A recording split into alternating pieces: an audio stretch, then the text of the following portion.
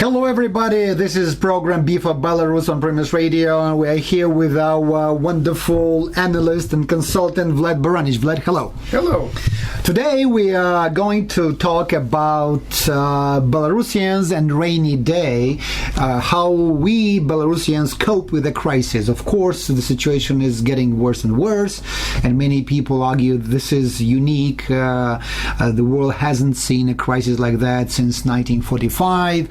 Belarusians, they come and go. They face such crises every 3 or 4 years. That's why we are more used to this. But at the same time, there must be some peculiarity of dealing with a systemic crisis like this. Vlad, first of all, do you believe that this rainy day has come and it's time to act differently rather than when the weather is fine, it's sunny, and there is no worry about your income, your job, your pension, your goods in the shops, or prices?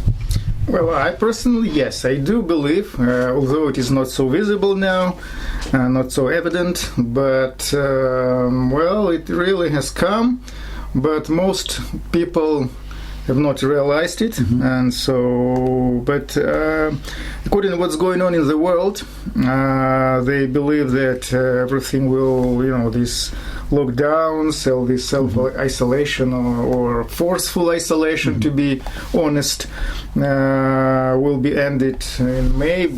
I don't see this to be true. We have not seen something like that in past, maybe only in historical documents during those black plagues of Europe. No, but Belarus did not exist that time. But as for Belarus, for Belarus, not something unique as in terms of...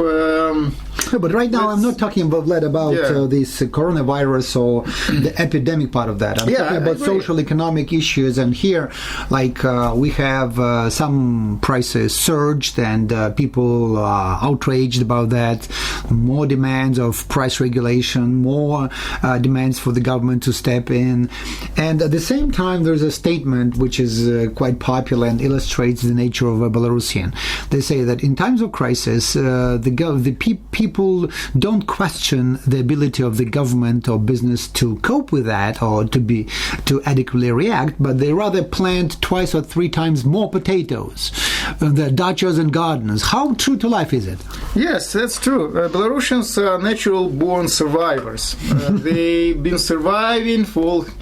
I will survive. Yes, in all history, if you look back, it's a nation of peasants. Remember, we've been talking about Belarus in one of our, actually the very first our program, that what Belarus is, about Belarusians in the population. So people, it's something like gene, like born in, or it's naturally born, as they say, survivors. So people, they seldom, they can hope that authorities will do something good for them, but in most cases they expect nothing good from the authorities. Yeah, I remember the Soviet Union where there's a huge shortage of basic goods. Shops were empty, the basic things for surviving, not just for toilet consumption. Paper was number one missing. Toilet paper. I saw toilet paper for the first time in late 1980s. Tell this to Americans. Line for freedom. I had 3 items that I first saw in my life: bananas, toilet paper, and dollar bills. Oh yeah, so 3 things. And Coca-Cola and all these carbonated drinks. First came Pepsi, actually. Pepsi, all these carbonated drinks. So that's the things that were missing in the Soviet life. At that time, that was understandable that people planted potatoes, cabbage, tomatoes, cucumbers. Essentially, that was the whole life to ensure food security of a household was based around this. So people had not their own plots or pieces of land that was rented from the collective farm or from the local executive city council. So we had it, and then so we just usually you plant plant it, you weed it, then you harvest it, and then you preserve it.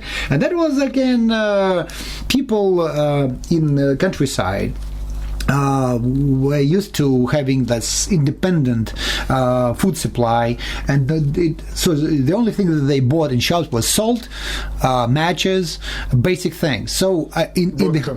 Although vodka, moonshine, yes. Definitely nobody bought vodka in the countryside, and at the same time, when you look at the behavior of households in Belarus, about 67% of all households get some assistance from rural households. So they have the roots in the village still. They still about do? 2/3 about, right. They still have it. I think probably that was the data like 5 years ago. Probably that is down to about 60%. But at the same time, we have this strong connection between people living in the countryside and people living in cities. And right now, and when the income of those in cities plummeted or they lost jobs, actually, do you believe that people can move to the countryside, or Belarus can face what they call de-urbanization? Well, now we have Minsk, probably the only big city which over 2 million. has inflated, so much during, this maybe the last 20 years. So it's looks like half of the population of Belarus came here, and now they naturally would go back to the villages, to the towns. Actually, when you said that 2/3 depend on the country-based families, it's interesting, because I thought this tradition has ended, because it used to be true, in our, 20 years ago, in my, when we were young, and but now this population has moved to cities, namely to Minsk. And this tradition of, like you said, that potato, planting potato is like a national sport. Actually, sometimes I've seen, these cases when people would plant potato, not even the rich people, like those who are in authority, but they would go and still go there. It's it's like a folk dance, something, I don't know. Just do mushrooming, do berry picking at the same time, do potato.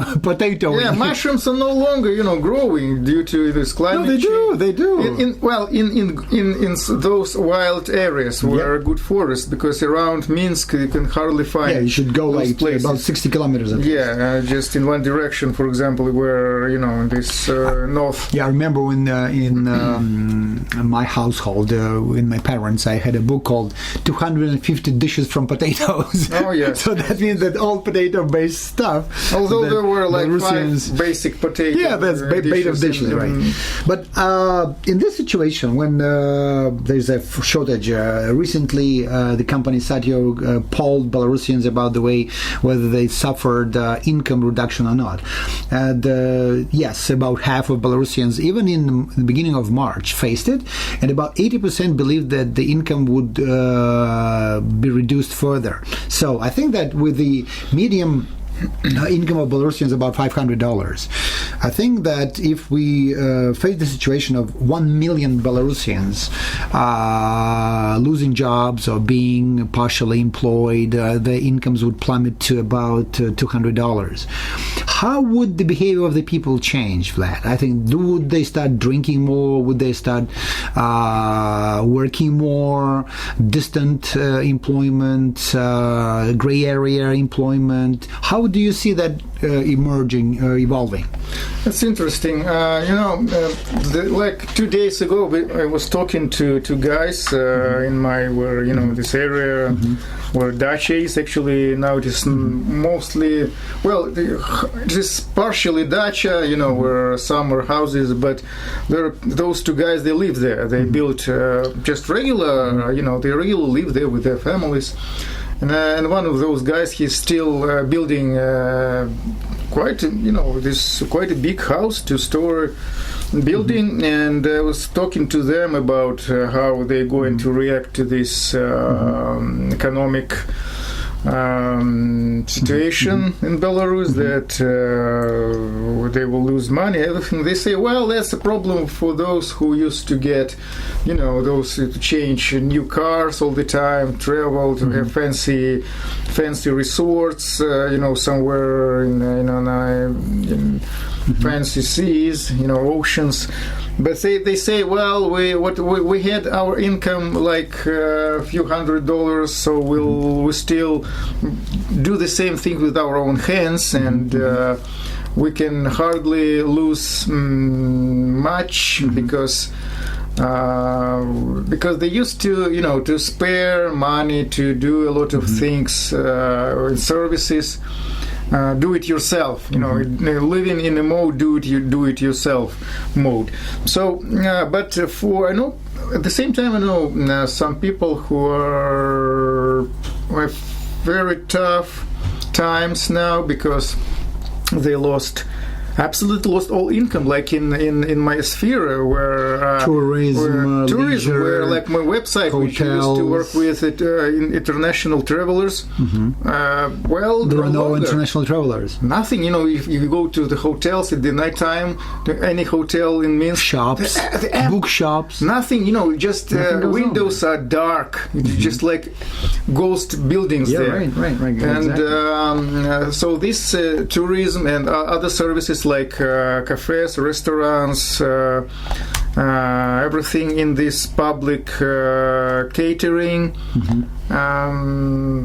like presentations, like even PR, they have suffered travel. much. 90% of Belarus travel turnover. I mean, worldwide, they grounded all their jets. Jets, exactly. And the same with railroads and with only Belarus is the aisle. Among all this, everything is working.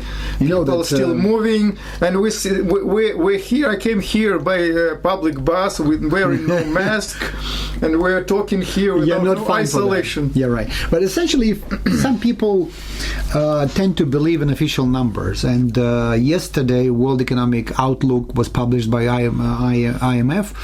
And if you look at the unemployment numbers for Belarus, and that may surprise some people because we have a lot of data based on national methodology, which means the way to distort reality.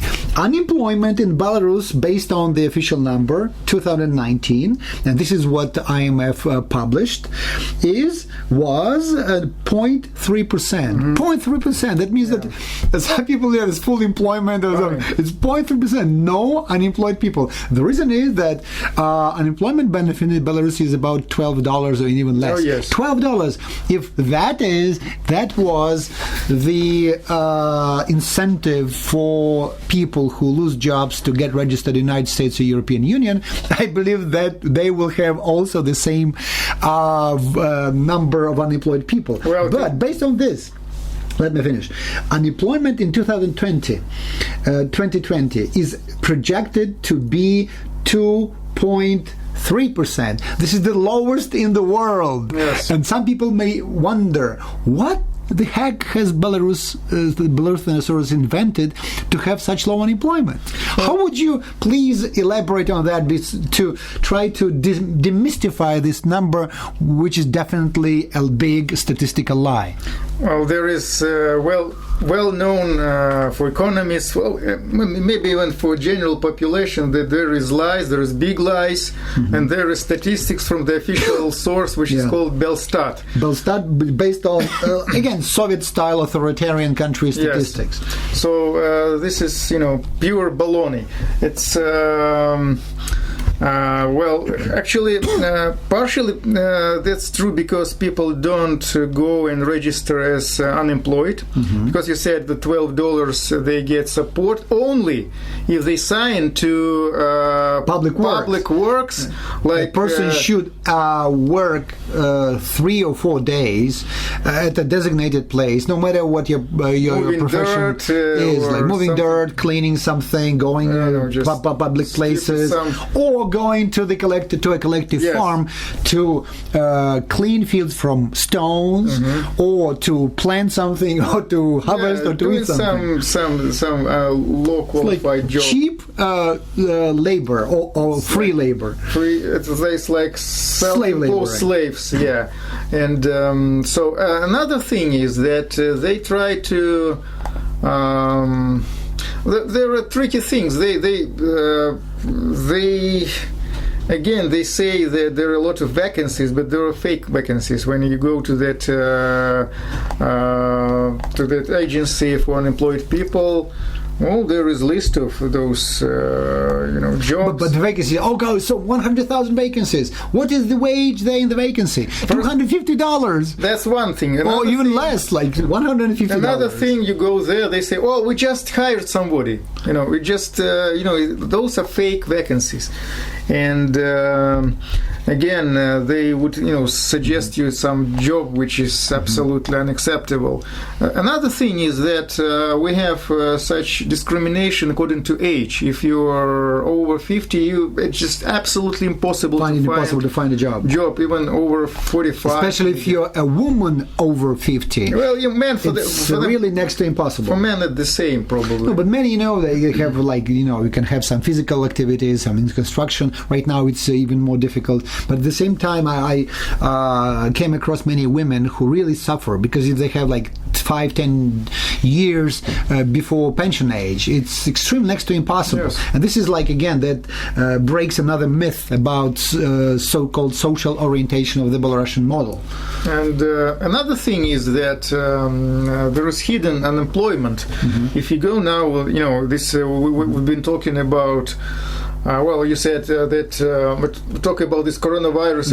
It goes in the background. We don't talk about it now, but we've been talking about in our previous program, and but it goes in the background because due to this worldwide economic lockdown, naturally. All the economic activities, it just affected Belarus. For example, if you go to our major factories like tractor factory or truck factory, lorry factory, MAS and Belarus truck plant, right. I don't know about Belarus. They are very specific. Those big trucks, these heavy trucks. But those are regular. The economic situation is just. I mean, the situation there is dire. It's like city companies. They can't sell their production. Exactly. At the same time, they can't buy. Materials, steel, goods to cast iron, for example, that I heard, and they receive those $150, $200 per month. Yeah, right. Those workers working there, and actually for some of them.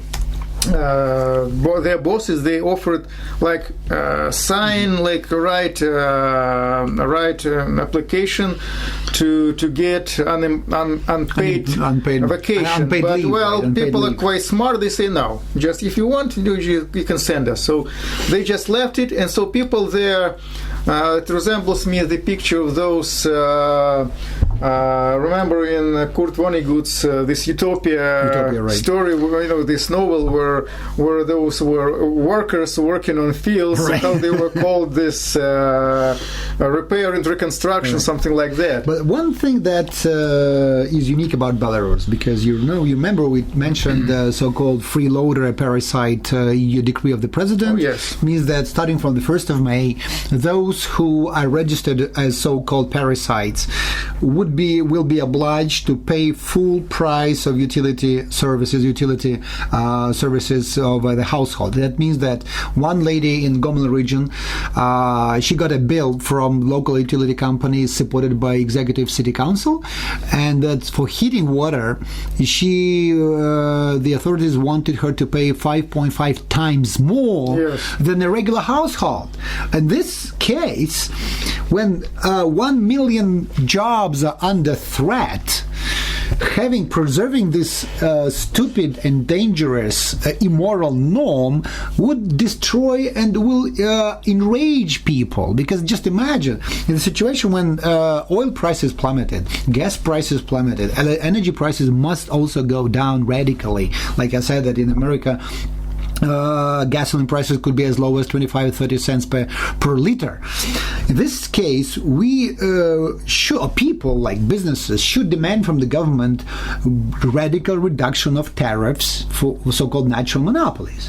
Instead, they do nothing about it. Please, they beg them to do that, but the government is arrogant and they doesn't give a shit about anything else. In this case, the question is, why do you think Belarusians in such a severe environment, when they are losing jobs, losing income, when they are deprived of many basic things, instead of igniting their civic political activism, they again tend to be more isolationist, tend to be like escapists, and they say that, well, as when they start defending business entrepreneurship in general, say you must reduce taxes, you must suspend pay different obligatory payments. Say, why do you defend entrepreneurs? They're rich enough. They've been exploiting us for so many years, so it serves them right. And then, again, it's instead of dealing with the root cause of the crisis, because everybody faces a crisis, but somehow in Belarus, it's when you have a crisis, inflation is much higher in Belarus than anywhere else. Unemployment is officially on paper is good, but people prefer to leave Belarus to find job opportunities either in the west or in the east. And then that's a big portion of Belarusians would just do gardening, do dacha, planting, and surviving mode rather than civic activism mode. Remember my favorite politically incorrect joke about Belarusians is white Negroes of Europe? Oh, come on. No. That's why I mentioned this. Yeah, many people who listen to us just shiver when you mention the word Negro. Yeah, because they don't know history. When I call it Negroes, I mean those slaves of United States, of these old times, when they were called Negroes. And it actually, since I've been in my past, used to be my degree in professional scholar by education, and I was studying, my subject was William Faulkner and Southern American literature, and that's why I came with these ideas and these parallels. So So Belarus is kind of big Uncle Tom's cabin, and Belarusians are those Uncle Toms. They I don't remember in history. Have you ever heard about slaves in plantations and in south of in the United States? They did some revolts or demanded something from their owners. No, they were those just Uncle Toms. They were objects of pity and commiseration, and so they just they were exploited, they were beaten, they were treated as slaves, right? Yes, and then only in the 60s, when this movement for Martin Luther King appeared. So. Just I have a dream. So what if you ask Belarusian what dream it is? So it would be to live this country. To live the country. We want to have free education, free healthcare, unconditional unemployment benefits, or this basic income. Well, everything can be narrowed to we would like to have one good benign owner.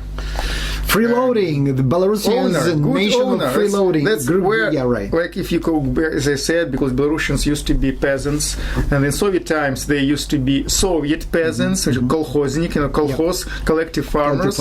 Right. And collective farm was something like model, probably the same model as it was during serfdom in 17th century, and with this boss of the collective farm as the plantator who would own them. Well, plantator, naturally he was exploiting them, but he was taking care of them. Yeah, that's right. So he took responsibility. So their dream is two dreams actually. One dream for younger generation to leave this country, and for maybe older generation in wider perspective to have a good owner. Well, and this crisis reveals graphically the inability of the government to perform basic functions. Like, take a look at this electronic school program, where the government invested hundreds of millions of dollars for 10 years to prepare schools for like distant learning, and it doesn't function at all. So that's it, and nobody can answer why. And people, parents, try to come out with their own solutions how to teach kids, because they cannot go to school like now for 3 weeks, and some people like they are like about to graduate, finish schools, and they have to enter universities, and it's like this education process is broken, and this is under state monopoly. Yes, that's correct. So, one more thing, which is right now is quite interesting and how disturbing. It's about family violence. When people are isolated in an apartment or a house, and they spend a lot of time together, there's obviously a lot of tension, a lot of, like, according to statistics, the surge of home violence, about 35-40%. But Belarusians don't go to psychiatrists. So they drink, they try to talk to friends, they just try to hide their psychological disturbances. Why is it so? Because like in America or in other countries, when you have a problem, you can see it in different movies. A wife and a husband go to a psycho, and he sits there, he listens to them, they pay him. Now this is how they try to make up the whole problem. Why don't Belarusians behave like this? Well, this the good example would be like in one of my favorite movies. When you're talking about movie, you mentioned movie. It's Red Heat with Arnold Schwarzenegger as Ivan Danko, cop in United States, and when he was talking to the boss of that American cop, captain of police station, and there was an aquarium, and he said, "Well, that's for relaxation. How you Russians get rid of stress?" And Arnold Schwarzenegger said, "Vodka." And this it's vodka and herring. No, he said just vodka, just one. This movie is just funny, so funny, and so stereotypical with those stamps of about Soviet Union, that it was 1988, and a lot of things like this Ivan Danko just is played by Arnold Schwarzenegger, just amazing. So here we have actually said about psychiatrists and psychoanalytics or something else, is psychological assistance. We probably don't have this tradition. Even when we talk about like Americans, they're called like individuals, like very just very, very strong individualistic culture. But when you look at those sessions like AA, for example, or the psychological treatment, right, they all do this in groups. That's right. It used to amaze me all the time, because they are such great individuals. Circle of trust. You remember De Niro in many movies? Yes. Circle of trust. But it's something here when you talk about Belarusians is, well, if you go back to Soviet times, it used to be collectivism, and everything was. But there was rather forced. People were forced to do that. Like, you remember when a wife complains to this party body or trade union body about the bad behavior of a husband, so he was summoned to the meeting and say, "Why do you abuse your wife? You shouldn't. You are like party member. You mustn't do that." So there was this kind of pressure. But that wasn't about psychological aid, and obviously everybody lies about it. The wife was not quite sincere. The husband was not quite sincere. So there was like a performance in a way. Yeah, but here, actually, I don't know what situation now is, because in our generation, in this, the generation of older people, that was tradition that wives would live with their violent husbands, who were usually violent because they were drinking. They were normal good guys, and for example, when police would come and try to get this guy into jail, that wife would be first to protect him and say, no, he is good man, he is just bad when he is drunk. He's under severe influence of the circumstances. So it depends, all contextual, they argue. It's not about your personal will, personal responsibility. That's about hiding all the causes or explaining everything by the collective, by the environment. It's like right now, the crisis is there. And the Belarusian government, like many people say, well, we had a good president, good government, but, shit happened with coronavirus, with all this recession, with oil prices, with the Kremlin, with NATO, with the United States. Nobody understands us. We Belarusians have been suffering all our lives. We saved the world from the fascism. And why doesn't the world appreciate that? Still, this kind of rhetoric is around. Well, it's official propaganda is based on this. Actually, that's one of the official ideology. Official ideology is now that, which is proclaimed by current president, and the only one, and he used to be first and only president. That it is. He proclaimed that as new religion, I would call it. Yep. It's that the Great Patriotic War, they call it, the war was the major war where Belarusians played the major part. They liberated almost like they tried to inherit all this Soviet army glories, and Belarusians did everything, and Russians were on the margin because Belarus suffered mostly, and they liberated everybody. They protected Russia, they protected Moscow, and they still do as president. That's why Russia should give us some preferential status in gas and oil deliveries and loans and everything. I heard this is a story that is going on for ages. But in this situation, do you think that what could potentially change the way Belarusians face a crisis? Will Belarusians learn any lessons from this particular one? Would they start being more independent, more freedom-loving? Would they be more demanding about the government or the authorities, or will they change a czar? So some people, especially in business, argue that, Belarusian czar is old. We've been with Lukashenko for 26 years.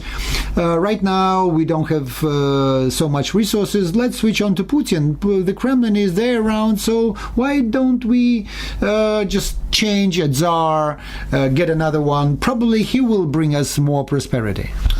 The general is, I can't say for all people, but what I'm observing from social networks, comments, publications.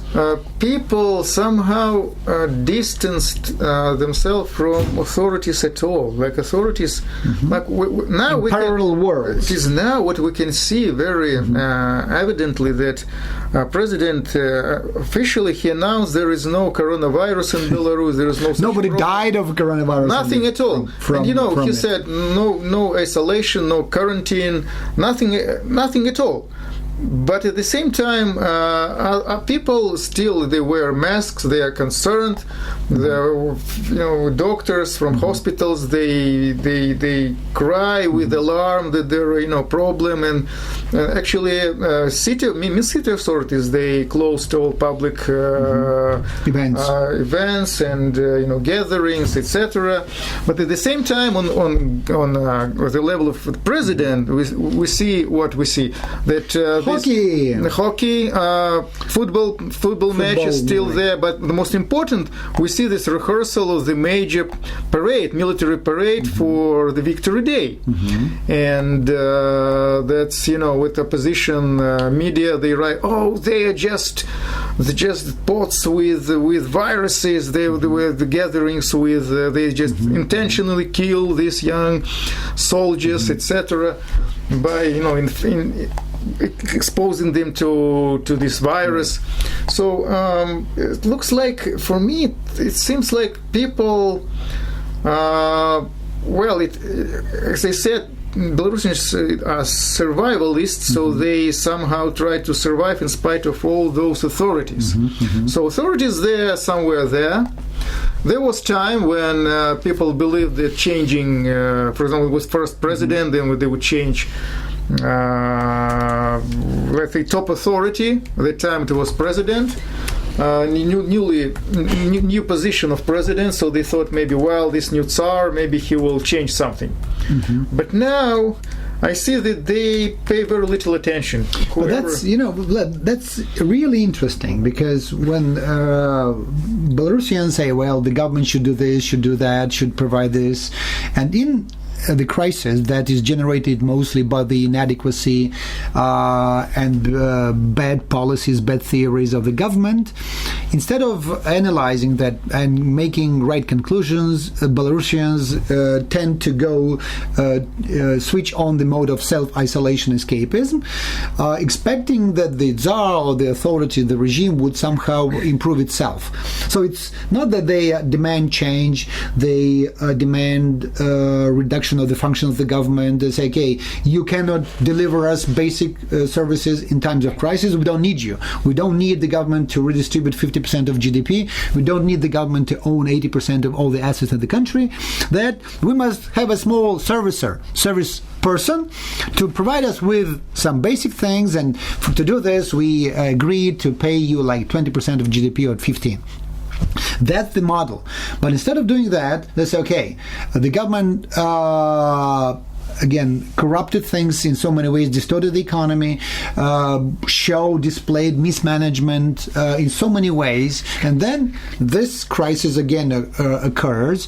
It wipes out savings, it wipes out jobs, it wipes out businesses, and instead of normal reaction of the people who are responsible and who have self-esteem, they say, okay, you government, meaning the president, the so-called parliament, and all other parts of this vertical line of power, say, okay, try to heal yourself and we'll be around if you need us. You said so-called parliament. For those who listen us maybe for the first time, they would say, why so-called? Because we haven't had any elections for 26 years. Right? That's the answer, because parliament is appointed by the president. Actually, those who should be elected, and the elections are fake. Right. People appointed, and he re-elects himself. So that's the answer to the question. Why people understand this? They see that they can change nothing. How they can react? How can they protest? Going outside on the square will be fine. Refusing to watch this light TV, refusing to subscribe to light state papers, subscribing, liking, following Primus or people like us in the internet, supporting different initiatives, becoming more active in different civic initiatives. That it's not that dangerous. At least when you put like I talk to many people in the province, and they believe that if they like my page or like my comment or the article, suddenly KGB would step in and say, "Ooh, don't follow Romanchuk because he's a dangerous guy."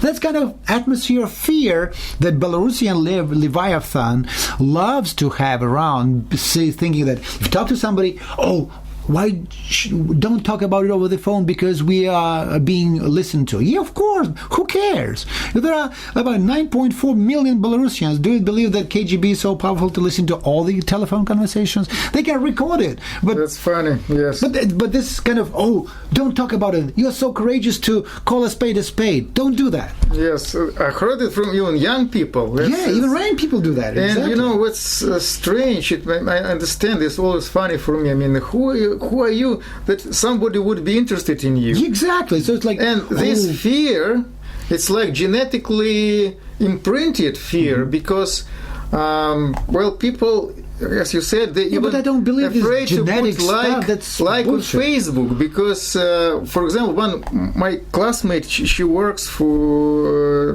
classmate. She works with the government, quite a high position there. And she said, "Well, I'm reading all you post on your Facebook, but I can't comment, I can't like it because, where I work, I may lose my job, my parents, my kids, my whatever may face difficulties in dealing with authorities." It is not only with the government. There is the problem that the privately owned companies who are somehow dependent on governmental benevolence, procurement programs, they also say to their people, to their staff, to their employees, that you are not supposed to be write something on politically, especially politically engaged, on Facebook, for example, or on other social networks. And you can post you being somewhere in the resort, your cats, dogs, whatever, but nothing about politics, nothing at all. But even if you talk about like wages, unemployment, entrepreneurship, taxation, corruption in the authorities, based on the Material State Control Committee, police or KGB, the people in Belarusians believe they have this notion of politics so wide, so that it covers almost everything, excluding fishing, mushrooming, berry picking, whatever, cats, dogs, and basic things, and of course a lot of pop music, all this bullshit that surrounds us with low quality stuff that switches off your mind. So Belarusians in times of crisis, instead of switching on the mind, self-esteem, science, they tend to hide it deeper, using vodka, using escapism, and using this again. I think that destructive mechanism of the government made mistakes. We will not demand its abolition or its change. We'll wait until it clears itself. You said escapism. That's the point. They especially younger generation, they try to they really do the escape. It used to be in our young years. I remember when I was politically active and interested in politics since I was 12 probably, and but at the same time people of my age, they were very interested in this politics, they were just more interested in this junk which was less available at that time during Soviet times. I mean, pop stars, whatever. Now everything is available. When you look at, I watch people how they behave, what they read on their mobiles in public transportation. This all junk, but that's the problem. There's junk food, junk information, junk science. This is what Belarusians consume. And when it starts, I criticize the government for stupid policy in terms of price regulation. I'll say, you're in politics. Come on, guys, when the government is violating ABC of economic science, just talk about it. It's like in coronavirus, if somebody comes up and says, don't wear masks, don't keep the distance, kiss each other, go to public places. So it's in times of epidemic, there are basic things you must observe in order to minimize risks. In economic policy, in economics, the basic things, axiomatic things that you must abide by if you want to preserve savings, if you want to preserve jobs, and you want to prosper. And Belarusians somehow, every time you talk about economic policy, about stupidity of the government, they believe that you do politics. Instead of saying, I'm trying to help you understand how the government is screwing you. Since Belarusians are in this peasant matrix, or they're still in this peasantry, in this peasants matrix. And peasants usually used to be cowards. They're not noble people, with chivalry and sort of, this chivalry attitude. They're peasants. Unites a lot of grey faces in the crowd. So here we have peasants and they're cowards. I mean, inward cowardry, this outward cowardry. So it takes courage to resist, to say no, to not to participate. Even this takes courage to, not to participate in evil. As Solzhenitsyn once said, if you can't actively resist this evil, don't take part in that. Right? Don't take part in. Don't participate in it. And why do you participate in this? Well, another kind of factor which refers to Solzhenitsyn, this issue of not sharing evil or not taking part in that, is that in so many cases, many people do good, and a lot of Belarusians accuse people of being of doing that, of being too courageous to talk. Let's say, do you believe that? Why are you doing this? You must be paid by somebody. Oh yes. Oh, the West is paying you. Oh, you are somebody's spy. And this is again. So when you don't just say no to evil, you discredit the good. Yes, that's another part, because we don't have tradition of these, people who volunteer. Volunteers' work is not something like if you see volunteers.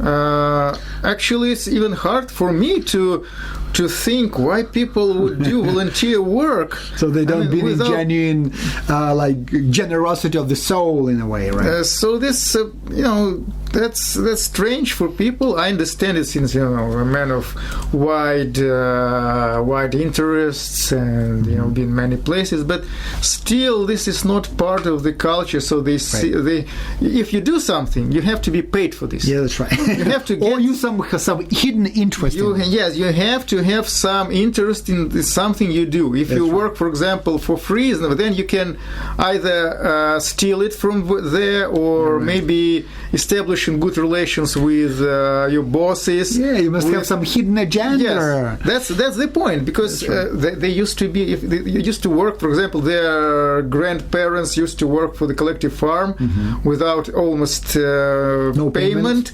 but they were stealing something from there. From the collective farm, right. Factories also, it was just mandatory. If you work at the factory, there was like a folk rule, you're owner of this country. So if you go from the factory, go back home, just steal even a nail. Right. So that's a general attitude. Well, this is how Belarusians face the crisis. Yeah, we have a rainy day. The government is on its own wavelength. It ignores the people, ignores business, and surprisingly, people and business ignore the government and does not demand its abolition or its change. This is the situation in Belarus. Vlad, thank you very much for your input and your ideas and evaluations. That was B for Belarus program on Primus Radio, and the major theme that we discussed today was Belarusians and rainy day, how they cope with a crisis. And of course, there's now no universal recipe. You can find different modes of behavior, but we're just observers here, and we don't pretend to be the truth of the last resort in a way. Please stay with us. If you have any questions, please don't hesitate to answer them. We'll be looking forward to them, and please, if you want to have certain themes to be considered, write us, social networks or Primus. Yeah, with my website, expat.by. We're looking forward to more programs to come. Okay, stay healthy. Goodbye. Goodbye.